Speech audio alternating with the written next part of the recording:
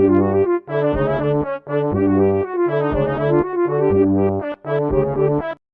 few moments later.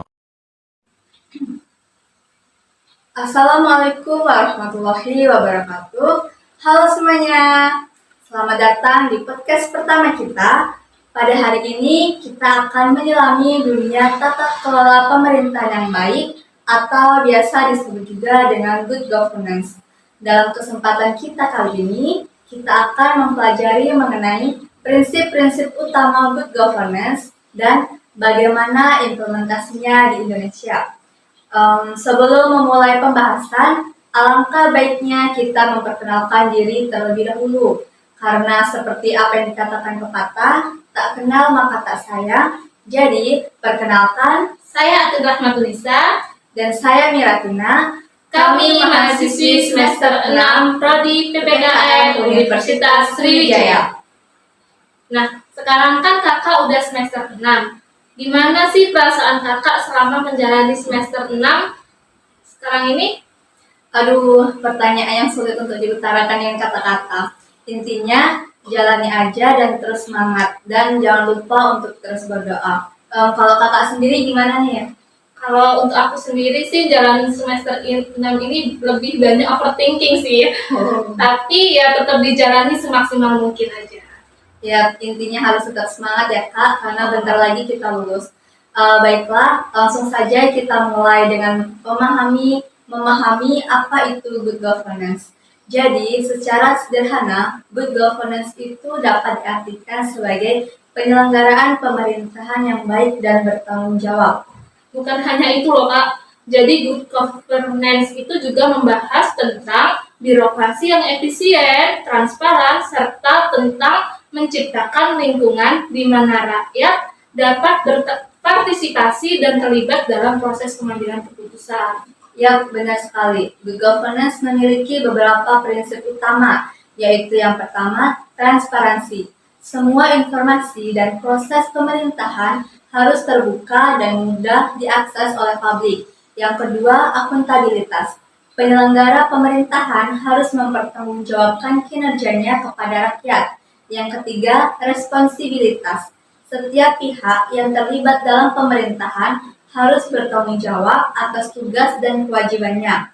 Yang keempat, independensi. Penyelenggaraan pemerintahan harus bebas dari pengaruh pihak lain, seperti kepentingan pribadi atau golongan. Yang kelima, efektivitas dan efisiensi. Penyelenggaraan pemerintahan harus dilakukan dengan cara yang efektif dan efisien untuk mencapai tujuan yang optimal. Yang keenam, supremasi hukum. Hukum harus ditegakkan dengan adil dan tidak pandang bulu siapapun itu. Lalu yang terakhir, demokrasi dan partisipasi. Masyarakat harus dilibatkan dalam proses pengambilan keputusan yang berkaitan dengan tata kelola pemerintahan.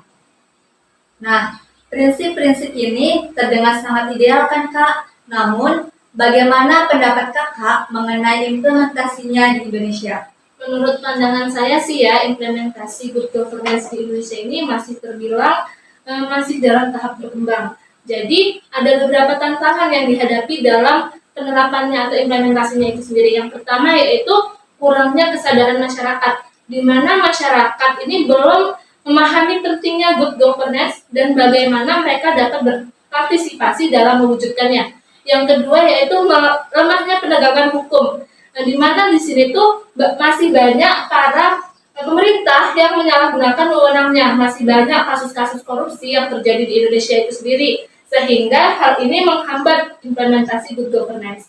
Nah, yang ketiga yaitu kurangnya sumber daya, di mana pemerintah masih kurang sumber daya manusia dan keuangan yang memadai untuk menjalankan good governance secara efektif.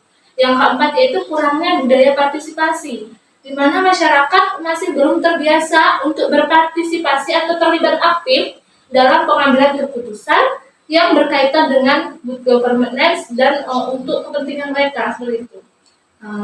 Nah, dari keempat tantangan implementasi good governance yang telah disebutkan Kakak tadi, saya menggarisbawahi mengenai lemahnya penegakan hukum, contohnya seperti korupsi dan penyalahgunaan wewenang. baru-baru ini kan lagi beredar nih kasus korupsi mengenai PTK yang merugikan negara hingga 271 triliun akibat kerusakan lingkungan di Bangka Belitung. Nah, bagaimana sih menurut pendapat kakak mengenai kasus tersebut jika dikaitkan dengan good governance? Wih, kakak update juga ya masalah kasus ini ternyata.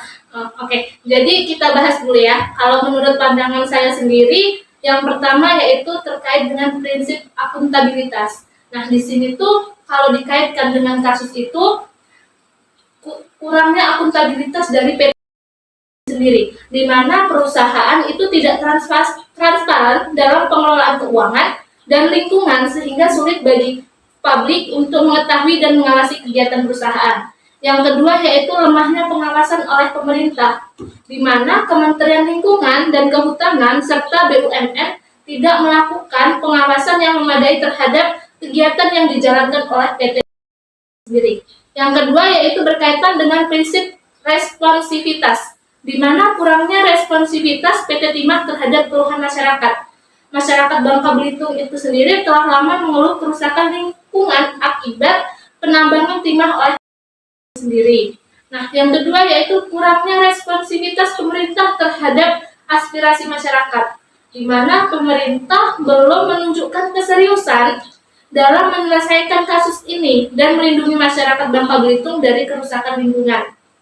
Yang ketiga yaitu prinsip efektivitas dan efisiensi, di mana kegiatan penambangan timah PT tidak efektif dan tidak efisien, karena kegiatan penambangan timah yang dilakukan telah menyebabkan kerusakan lingkungan itu sendiri. Nah, yang kedua yaitu ada pemerintah tidak efektif dalam mengawasi dan menegakkan hukum terhadap pelanggaran lingkungan.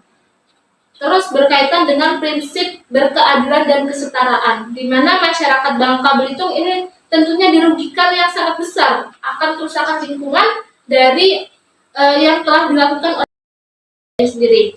Nah, sedangkan mendapatkan keuntungan yang tidak adil, di mana keuntungan yang besar dari kegiatan penambangannya tidak itu merusak lingkungan, tetapi hanya dinikmati oleh oknum tertentu, tidak seluruhnya mendapatkan seperti itu.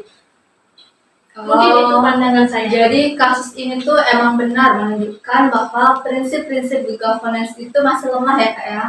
Iya benar sekali. Meskipun ada berbagai tantangan dan kasusnya, tetapi good governance ini juga memiliki beberapa kemajuan yang telah dicapai dalam implementasinya di Indonesia. Seperti contohnya itu peningkatan transparansi, di mana pemerintah telah membuat berbagai kebijakan untuk meningkatkan transparansi, seperti Undang-Undang Keterbukaan Informasi Publik. Lalu penguatan akuntabilitas, di mana lembaga-lembaga pengawas seperti KPK dan BPK telah dibentuk untuk memperkuat akuntabilitas pemerintah. Lalu peningkatan partisipasi masyarakat, yang mana masyarakat semakin aktif dalam berbagai kegiatan partisipatif, seperti musyawarah desa dan juga pemilihan umum. Nah, dari beberapa pembahasan yang telah dibahas mengenai prinsip-prinsip dan implementasi good governance yang ada di Indonesia, yang masih membutuhkan usaha dan komitmen dari semua pihak, baik pemerintah, masyarakat sipil, maupun sektor swasta.